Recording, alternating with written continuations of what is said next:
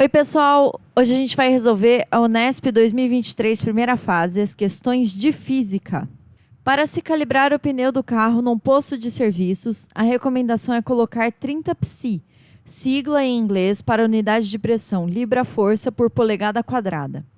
Para o pneu de um avião, que é preenchido com nitrogênio puro em vez de ar, a regulagem recomendada é cerca de 200 psi a temperatura ambiente de 300 Kelvin. No entanto, no momento do pouso, essa pressão interna pode aumentar significativamente, como consequência do calor gerado pelo impacto e atrito com o solo e pela ação dos freios, com a temperatura podendo atingir 1200 Kelvin. Supondo que o volume do pneu não se altere, a pressão interna de nitrogênio no pneu durante o pouso pode atingir o valor D. Pessoal, aqui é PVT, né? Então, a gente tem a primeira situação aqui, uma pressão 1 de 200 psi. E na temperatura, nós temos a temperatura 1 de 300 Kelvin. Essa é a situação 1. E o volume é V1. Na situação 2, nós temos a pressão 2, que é o que ele quer saber. A temperatura 2 é 1200 Kelvin. E o V2 é igual ao V1. Como eu sei que V2 é igual ao V1, ele fala que o volume do pneu não se altera, tá bom? Então, V2 é igual a V1. Agora é só a gente fazer P1 vezes V1 sobre T1 igual a P2 vezes V2 sobre T2. P1 a gente sabe que é 200 vezes V1 sobre T1, que é 300. P2 é o que a gente quer saber. V2 a gente sabe que é igual a V1, então eu vou pôr V1 aqui também. E T2 é 1200. Aqui a gente pode cancelar V1 com V1. Aqui a gente cancela esses zeros com esses zeros. Por 3 dá 1. Por 3 dá 4. Então, meu P2 vai ser igual. Sobrou 200 desse lado. E eu vou passar o 4 multiplicando. Então, 200 vezes 4. P2 é igual a 800 psi. E isso está na letra E.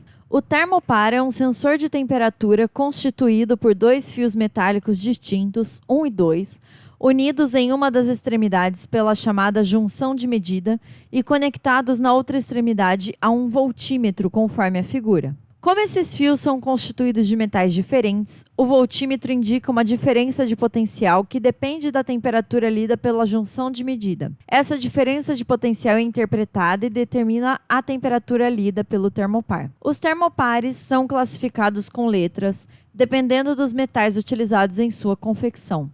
O gráfico mostra como varia a diferença de potencial lida pelo voltímetro em função da temperatura θ, indicada por três tipos de termopares, E, K e N. Nesse gráfico, a sensibilidade do termopar, medida em milivolt por grau Celsius, está associada à inclinação da reta tangente à curva em determinado ponto. De acordo com o gráfico, bom, pessoal, vamos avaliar aqui as alternativas e a gente vai descobrir qual que está certa, tá bom? Na letra A, para uma mesma temperatura, a diferença de potencial lida pelo voltímetro é menor para o termopar do tipo E do que para o termopar do tipo K. Bom, pessoal, a gente tem aqui os dois fios ligados ao voltímetro e aqui a gente mede a temperatura, tá? Então, o que que acontece? Ele fala assim, para uma mesma temperatura. Então, vou pegar uma mesma temperatura aqui, ó, por exemplo, 400 graus Celsius. E a gente traça uma linha aqui. O termopar do tipo E vai medir uma diferença de potencial aqui. E o termopar do tipo K vai medir uma diferença de potencial aqui. Portanto, a diferença de potencial medida pelo termopar E é maior que a do termopar K. Tá ao contrário isso aqui, né? Isso aqui não é menor, isso aqui é maior. Portanto, essa aqui é falsa. Na letra B, ele fala o seguinte: o termopar do tipo E apresenta uma sensibilidade menor do que o termopar do tipo K para qualquer faixa de temperatura. Pessoal, sensibilidade tem a ver com quanto uma variável é dependente da outra, tá? Quanto mais sensível, significa que mais a variável depende uma da outra, tá bom? Então, aqui, ó, o milivolt é dependente do grau Celsius, tá? Então, quanto mais inclinada a nossa reta, quanto mais próxima do eixo Y, mais sensível é o nosso termopar, ok?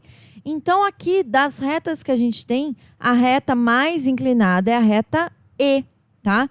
Então, na verdade, o termopar do tipo E é o que apresenta a maior sensibilidade entre os três. A letra B também é falsa. Na letra C, para uma mesma diferença de potencial lida pelo voltímetro, o termopar do tipo N indica uma temperatura maior que o termopar do tipo E. Vamos ver? Então, ele falou para uma mesma diferença de potencial, né? Então, vamos pegar aqui, por exemplo, o 40. Vejam, termopar do tipo N mede uma temperatura aqui, ó, entre 1000 e 1200. E o termopar do tipo E mede uma temperatura entre 400 e 600, tá? Então, o termopar do tipo N indica uma temperatura maior do que o termopar do tipo E? Sim, tá correta. Vamos só ver por que a D e a E estão erradas, ok? Na faixa de 600 graus Celsius a 1200 graus Celsius, a sensibilidade do termopar do tipo K é maior do que a sensibilidade do termopar do tipo N. Pessoal, ele está falando dessa faixa aqui, ó, de 600 a 1200. Nessa faixa aqui, ó, observem que as retas são paralelas entre si. Se elas são paralelas, elas têm o mesmo coeficiente angular, portanto, elas têm a mesma sensibilidade. Lembra que eu falei que a inclinação da reta é o que determina a sensibilidade, tá? Então, se elas têm a mesma inclinação, se elas são paralelas, elas têm a mesma sensibilidade. Por isso que a D é falsa. E na E, dos três tipos de termopares, o do tipo N é o que apresenta maior sensibilidade. Pessoal, totalmente contrário, né? Porque o tipo N é o que apresenta a menor inclinação. Então, ele é o que apresenta a menor sensibilidade, tá bom? Por isso que a E também é falsa. Portanto, nós ficamos com letra C. Em um dia de treinamento, dois amigos, Alberto e Bernardo, decidem dar voltas consecutivas em um circuito de 1000 metros de comprimento, partindo simultaneamente de um mesmo ponto, porém movendo-se em sentidos opostos. Alberto caminha no sentido horário e Bernardo corre no sentido anti-horário, com velocidade 3 vezes maior do que a de Alberto. Os dois mantêm suas velocidades escalares constantes. Após o início desse treinamento, no instante em que ocorrer o terceiro encontro entre os dois, Alberto e Bernardo terão percorrido respectivamente. Pessoal, eles estão andando em sentidos contrários, concordam? Então, no primeiro encontro deles, a soma do quanto cada um andou, do quanto o Alberto andou, mais do quanto o Bernardo andou, tem que ser 1000 metros, ok? Agora, observem o seguinte, o Alberto anda SA igual a S0 mais VT, ok? S0 do Alberto é 0. E o Bernardo? O Bernardo também anda S0 mais, só que ele anda com uma velocidade 3 vezes maior que a de Alberto. Se a de Alberto é V, eu vou dizer que aqui é 3 VT, tá? E o S0 do Bernardo também é 0, porque eles saem do mesmo ponto. Então, eu estou considerando que esse S0 dos dois é 0, tá bom? Então, SA é VT e SB é 3 VT. O que é VT? É SA. Então, eu posso dizer que SB é igual a 3 SA, tá? Então, se eu substituir o SB aqui, ó, eu vou ter que SA mais 3SA é igual a 1000. Se eu somar aqui, 4SA é igual a 1.000. Portanto, SA é igual a 250 metros. No primeiro encontro deles, o Alberto vai andar 250 metros e o Bernardo vai andar 1.000 menos 250. Portanto, o Bernardo vai andar 750 metros. Isso vai valer para todos os encontros, tá bom? A cada encontro, o Alberto vai ter andado 250 metros e o Bernardo vai ter andado 750 metros. Se ele quer o terceiro encontro, é só eu multiplicar esses dois números por 3. Então, eu vou ter o seguinte: no terceiro encontro, eu vou ter a distância que o Alberto anda igual a 3 vezes 250. Então, a distância que o Alberto anda no terceiro encontro é 750 metros. E a distância que o Bernardo vai andar até o terceiro encontro? 3 vezes 750. Então, a distância do Bernardo no terceiro encontro vai ser 2.250 metros. E isso está na letra D. Funcionários de um mercado utilizam um dinamômetro funcionando como uma balança. Esse instrumento é constituído por uma mola ideal vertical e por um prato horizontal de massa 200 gramas, preso em repouso na extremidade inferior dessa mola por cabos de massas desprezíveis. Ao utilizar esse dinamômetro, um funcionário deixa um pacote de café cair verticalmente a partir do repouso no centro do prato, de uma altura de 45 centímetros em relação a ele, conforme a figura. O pacote colide inelasticamente com o prato e o conjunto começa a oscilar na direção vertical, apresentando uma velocidade de 2 metros por segundo imediatamente após a colisão. Considerando que o conjunto constituído pelo prato e pelo pacote de café seja isolado de forças externas nessa colisão e que G seja igual a 10 metros por segundo ao quadrado e desprezando a resistência do ar, a massa do pacote de café é D. Pessoal, quando a gente olha para esse exercício, parece um bicho de 7 cabeças, né? Mas não é. Calma. Primeira coisa, quais elementos a gente tem aqui, tá? A gente tem a massa do prato, a velocidade após a colisão e a altura da qual o pacote de café cai, tá? Percebam que a gente não tem nenhum dado da mola. Então, não adianta a gente pensar em energia, tá? Energia potencial gravitacional, virando energia da mola, virando energia cinética. Não adianta, porque a gente não tem o K da mola, a gente não tem o quanto essa mola distende, tá bom? Então, isso está fora. O que a gente tem aqui? Mais uma coisa muito importante. O pacote colide inelasticamente com o prato. Isso significa que nós temos conservação de momento, tá? E o que é o momento? A gente pode dizer que é M vezes V. Quem que é esse M aqui? É a massa do café. E o V é a velocidade inicial ou antes da colisão. E o final? Bom, como é inelástico, né? A gente vai somar as duas massas. A massa do prato, que eu vou chamar de emão, mais a massa do café, que eu vou chamar de eminho. E isso vezes uma velocidade final, que é a velocidade logo após a colisão. Essa eu tenho.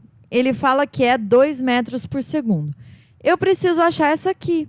Se eu conseguir achar a velocidade antes da colisão, eu consigo achar, porque eu tenho emão também. Emão é o peso do prato, tá? Então, vamos ver se a gente consegue achar essa velocidade aqui. Olha só, ele fala que o pacote de café cai a partir do repouso verticalmente. Então, eu tenho a gravidade valendo 10 para baixo. Aqui, o meu V é 0 e aqui é o meu V inicial, que é a velocidade que eu quero antes da colisão. Bom, tá fácil, né? Eu posso usar Torricelli. VI ao quadrado igual a V ao quadrado mais 2A delta S.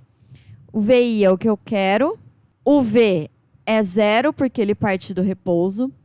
E a aceleração é da gravidade. Então, 2 vezes 10 vezes o meu delta S, que é 45 centímetros, ou 0,45 metros. Para eu transformar de centímetro para metro, eu divido por 100, tá? Então, aqui é só substituir por 0,45. Então, eu vou ter VI ao quadrado igual a 9. Se eu fizer toda essa conta aqui, eu vou ter 9. Tira a raiz, VI é igual a 3 metros por segundo. Fechou. Eu tenho VI, eu tenho EMão, eu tenho VF, é só achar Eminho. Então, vamos lá. Eminho vezes VI, que é igual a 3, é igual a EMão, que é 200, mais Eminho, vezes 2, que é a velocidade final, velocidade logo após a colisão. Se eu passar o 2 dividindo aqui, eu vou ficar 3 sobre 2, que é 1,5. Então, eu vou ficar com 1,5 Eminho igual a 200 mais Eminho. Agora, eu vou passar esse Eminho para lá, subtraindo. Então, eu vou ficar com 1,5 menos 1, meio Eminho igual a 200. Se eu passo o meio dividindo, eu vou ficar com Eminho igual a 200 dividido por meio. Dividir por meio é o mesmo que multiplicar por 2, tá, pessoal? Olha só, eu posso escrever meio assim, certo? Se eu tenho uma fração aqui embaixo, o que eu faço com ela? Eu multiplico ela e inverto, certo? Então, M é igual a 200 vezes, se eu inverter meio, fica 2. 200 vezes 2 dá 400. E isso está na letra E. O gráfico representa a frequência média de oscilação F das pernas de um animal em função do comprimento de suas pernas L quando ele caminha de forma natural. Esse mesmo gráfico pode ser utilizado para uma pessoa caminhando nas mesmas condições. Considere uma pessoa adulta de 80 quilos, cujas pernas medem 1 metro, caminhando em um parque sobre uma superfície plana e horizontal, com velocidade escalar constante. Se em determinado trecho dessa caminhada, para cada passo dado, essa pessoa deslocar-se 90 centímetros, sua energia cinética será D. Bom, pessoal, primeira coisa, a pessoa tem 1 metro de perna, tá? 1 metro é 100 centímetros. Se a gente entra aqui no gráfico, a gente vai ter que a pessoa anda 1 passo por segundo, tá bom? Então, ela anda 1 passo por segundo. Aqui está falando que cada passo faz a pessoa se deslocar 90 centímetros. Então, essa pessoa está com uma velocidade de 90 centímetros por segundo. Para a gente transformar isso para metro, é só dividir por 100. Então, a gente tem 0,9 metros por segundo. Agora, só falta descobrir a energia cinética. Então, mv ao quadrado sobre 2. M é 80, V é 0,9 sobre 2. Então, a energia cinética vai ser igual a 32,4 joules. E a nossa resposta é a letra B. Um raio de luz monocromática propagando-se pelo ar incide sobre um líquido em equilíbrio contido em um recipiente, é refratado e passa a propagar-se por esse líquido em uma direção inclinada de um ângulo alfa em relação à superfície do líquido, conforme a figura. A tabela apresenta 5 líquidos que podem estar no interior desse recipiente e seus respectivos índices de refração absolutos. Dos líquidos apresentados na tabela, aquele para o qual o ângulo alfa assume o menor valor possui fórmula estrutural. Pessoal, seguinte, esse exercício aqui, ele pode confundir um pouco, porque a gente está acostumado que o exercício dá esse ângulo aqui, ó, o ângulo com a vertical, que eu vou chamar de θ. E o exercício deu o ângulo alfa. Ele pergunta sobre o ângulo alfa, que é o ângulo com a horizontal, tá bom? Então, vamos pensar um pouquinho. Olha só. A gente tem aqui θ1 e N1. E o líquido eu vou chamar de θ2 e N2, tá?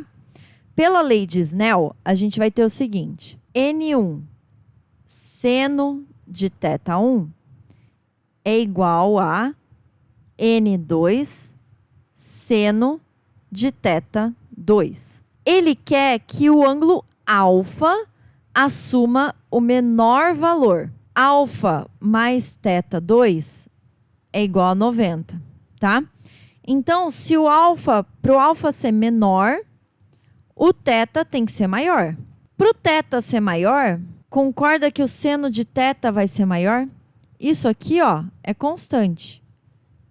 N1 seno de θ1 é constante, porque é sempre o ar, tá? O que a gente está mudando aqui é o líquido. Então, N1 seno de θ1 é constante. Para o seno de θ2 poder ser maior, o N2 tem que ser menor.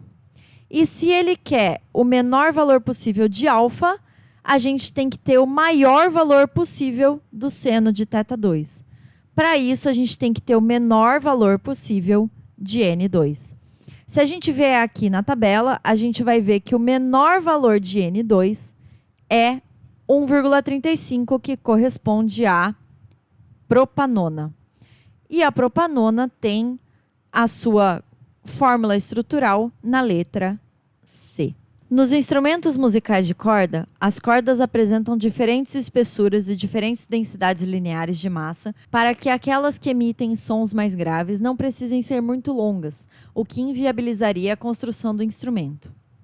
Para ilustrar o fato de que cordas que emitem sons mais graves precisariam ser muito longas, considere duas cordas, 1 e 2, ambas com extremidades fixas, que apresentem espessuras iguais, mesma densidade linear de massa e que estejam submetidas à mesma força de tração. Quando essas cordas vibram em seus modos fundamentais, a frequência da onda sonora emitida pela corda 1 é 150 vezes maior do que a frequência da onda sonora emitida pela corda 2.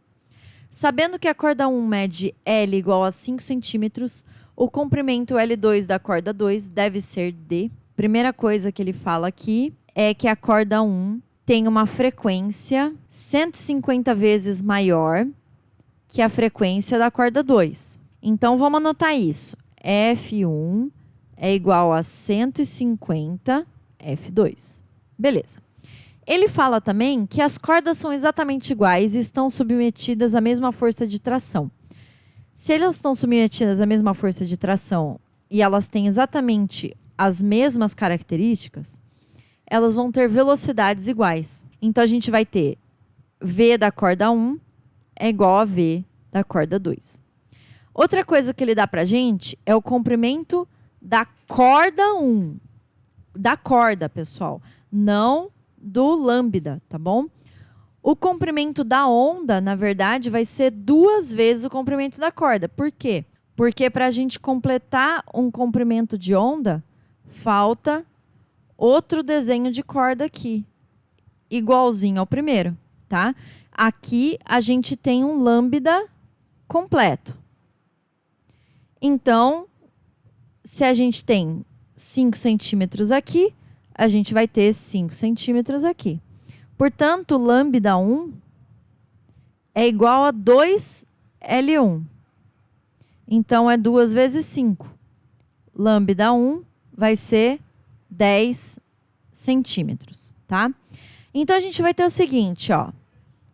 Lambda 1 vezes F1 é igual a lambda 2 vezes F2. O lambda 1 é 10. F1 é 150 F2. Lambda 2 é o que a gente está procurando, vezes F2.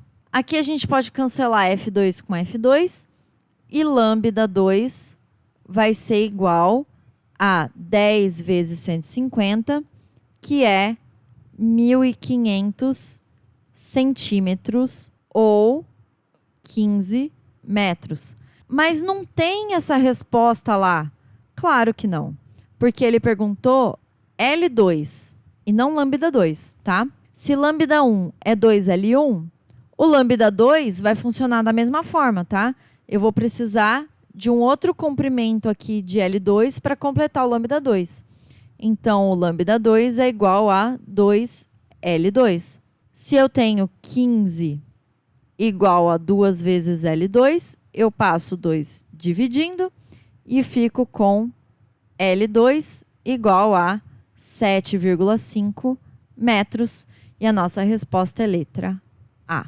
Um circuito elétrico é constituído por um gerador ideal de força eletromotriz E, um amperímetro também ideal A e 2 resistores ômicos de resistências R1 e R2, conforme a figura. O gráfico abaixo do circuito representa a variação do potencial elétrico V ao longo dos pontos do ramo PZ, que contém os 2 resistores, adotando o potencial do ponto P como sendo nulo. Sabendo que o amperímetro indica 2 amperes, as resistências R1 e R2 são respectivamente iguais a... Pessoal, o gráfico mostra para a gente o consumo, entre aspas, de voltagem em cada resistor, tá? Como nós temos resistores paralelos, a corrente é a mesma e nós temos aqui o 1 e aqui o 2. Vejam que o gráfico entra aqui no resistor 1 em 80 volts e quando ele sai do resistor 1, ele está em 30 volts. Ou seja, o 1 é 80 menos 30. O 1 é igual a 50 volts. Essa diferença aqui foi o quanto o R1 consumiu de voltagem, tá? Então, ele consumiu 50 volts. Aí, vejam que no U2, eu tenho aqui ele entrando com 30 e saindo do U2 com 0, tá? Então, o U2 vai ser 30 menos 0. O 2 é igual a 30 volts.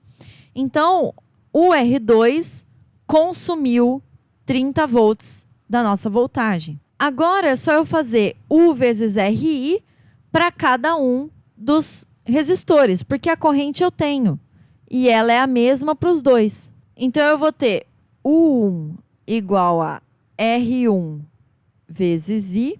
U1 vai ser 50, R1 é o que eu quero e I é 2.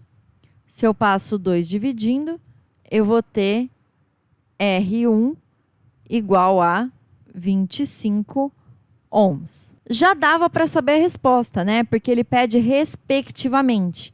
Então, o R1 vem primeiro. Isso está na letra D. Mas vamos calcular o R2 só para a gente ver como funciona. Então, o 2 é igual a R2 vezes I. Lembrando que a corrente é a mesma.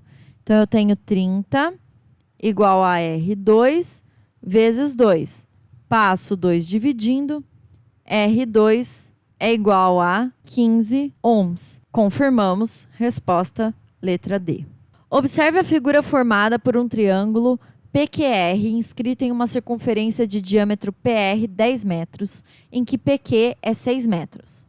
Uma partícula se move sobre a linha contínua, iniciando seu movimento em P, passando por Q, depois por R e finalmente voltando a P, como mostram as setas sobre a trajetória.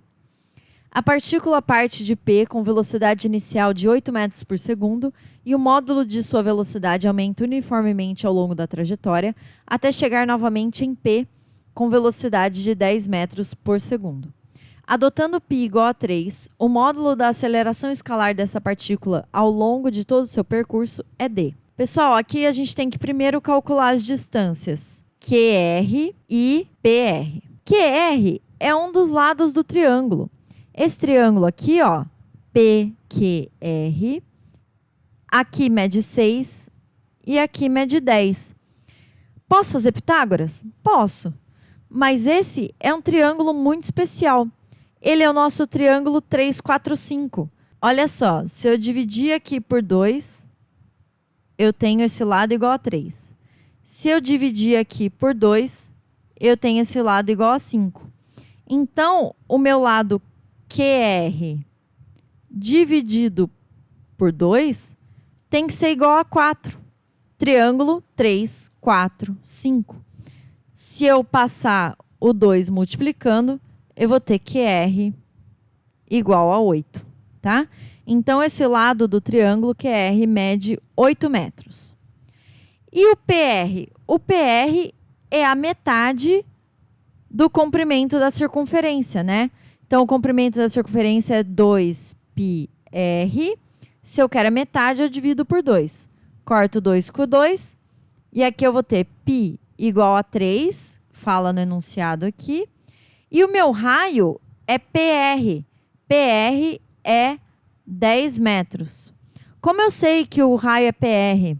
Porque ele fala que o triângulo está inscrito na circunferência. Se o triângulo está inscrito na circunferência, PR é o meu diâmetro. Se o diâmetro é 10, o raio é 5.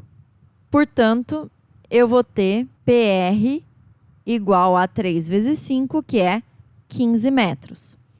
Qual é a distância total que a partícula percorre? Então, ela sai de P, vai para Q, depois vai para R, depois vai para P pela circunferência. Então, eu vou ter 6 mais 8 mais 15. O meu percurso total é 29 metros.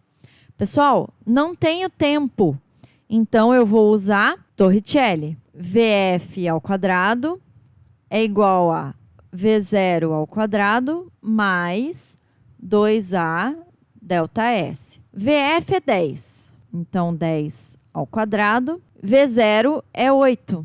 8 ao quadrado, mais, porque ele sai de uma velocidade menor e chega numa velocidade maior, 2 vezes a aceleração que eu quero, que é o que eu estou buscando, vezes o ΔS, que é 29. Isso aqui dá 100.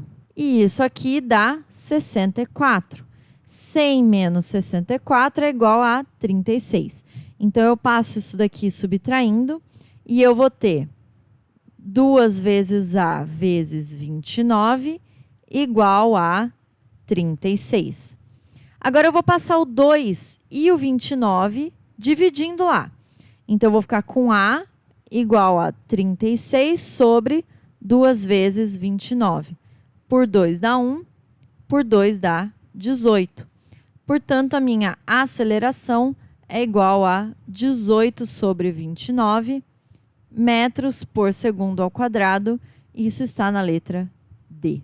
O alumínio é um metal valorizado por ter baixa densidade e baixa temperatura de fusão, o que o torna ideal para a fabricação de embalagens baratas, resistentes e de fácil reciclagem, além de amplo uso na fabricação de veículos.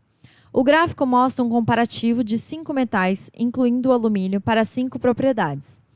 Considerando-se que em determinado projeto industrial são desejáveis os menores valores possíveis das propriedades 1 e 4 e os maiores valores possíveis das propriedades 2, 3 e 5, dos 5 metais comparados, o alumínio é o mais vantajoso em qual propriedade? Pessoal, vejam aqui, ó. Ele fala que para as propriedades 1 e 4 tem que ser os menores valores possíveis. Tá, então vamos avaliar esse aqui, ó. Tem metal que tem essa propriedade menor que ele?